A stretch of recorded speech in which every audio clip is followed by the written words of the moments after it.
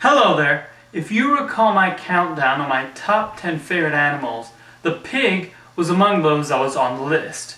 While everyone else wanted dogs, cats, or goldfish as pets, I've always wanted to have a pet pig. Even today, I still hope to have a pig for a friendly companion.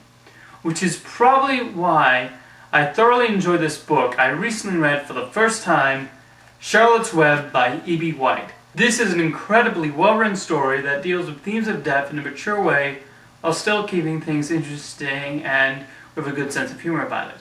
If you're not familiar with it, here's the general premise.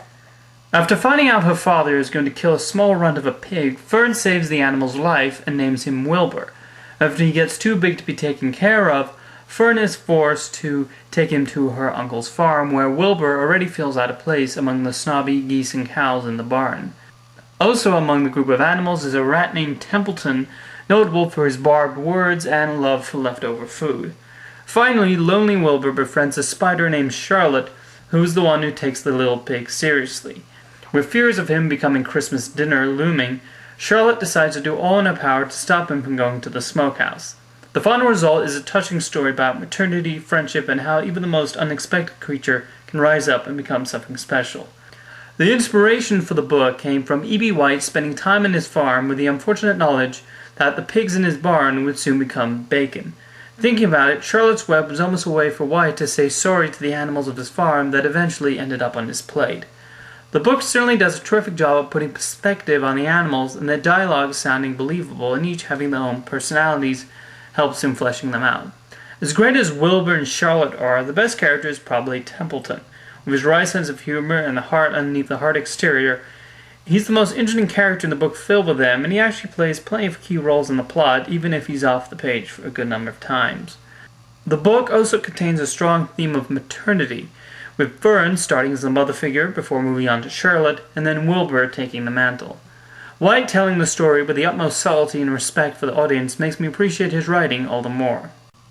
Not surprisingly, when first published in 1952, Charlotte's Web was such an acclaimed and popular book that the film offers started coming in.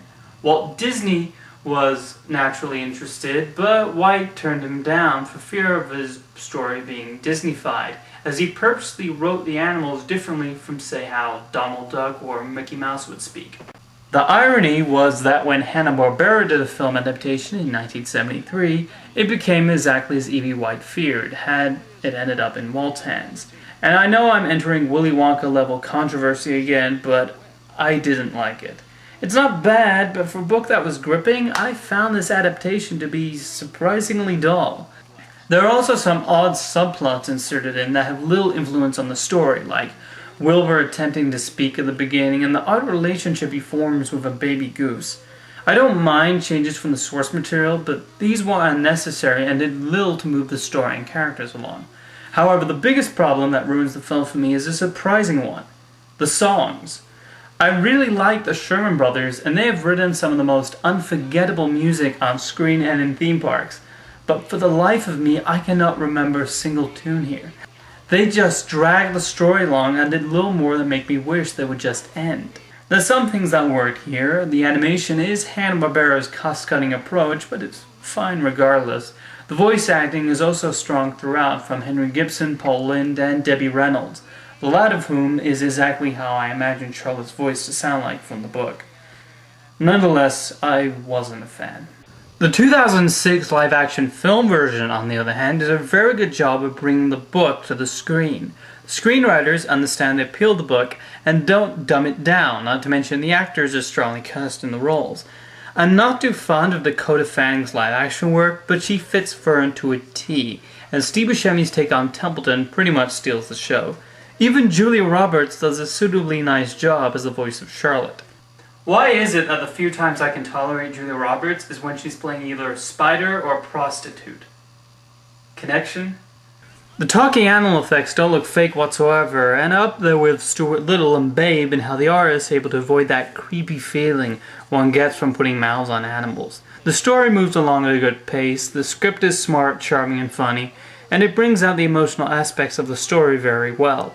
If you're unsure which film adaptation of Charlotte's Web to watch, I think this is the superior version and the one worth recommending.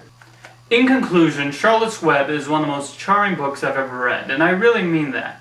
White is smart to not talk down to the audience and tackles serious themes in a non-condescending way, and that is why this book has continued to stand the test of time for almost 60 years. While I'm not too fond of the 1973 film version of the book, the 2006 film version does a very good job of adapting the material to the screen. And I hear there's apparently a direct-to-video animated sequel to the Hanna-Barbera one. Yeah, I'm not watching that one. So, if you haven't read Charlotte's Web, go down to your local library and check it out.